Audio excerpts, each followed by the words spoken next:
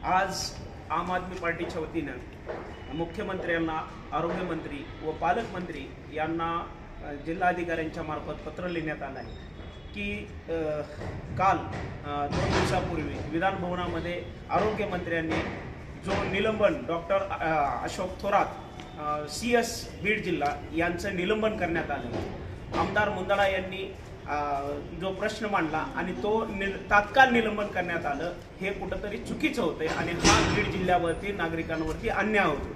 कारण ज्या कोरोना काळामध्ये जो घटना घडली होती किंवा जे प्रश्न उद्भवले होते त्या काळामध्ये लोकांचा जीव धोक्यात असताना या आरोग्य अधिकाऱ्यानं डॉक्टर थोरात साहेबांना आपला जीव धोक्यात घालून या जिल्ह्यातील नागरिकांची सेवा केली होती आणि त्या काळामध्ये प्रश्न उद्भवून आज त्यांचं निलंबन करण्यात आलंय।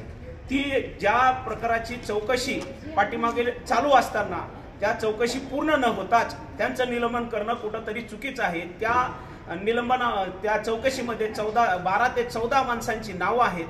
त्यांच्यावरती चौकशी पूर्ण होता फक्त एकावरतीच निलंबन केलं गेलं, हे कुठंतरी चुकीचं होतं आणि बीड जिल्ह्यातील नागरिकांवरती जो आरोग्यामध्ये चांगली सेवा देतात त्या अधिकाऱ्यांवरती कारवाई होते आणि या बीड जिल्ह्यामधून चांगल्या अधिकाऱ्यांना घालवण्याचं काम किंवा निलंबन करण्याचं काम केलं जातंय।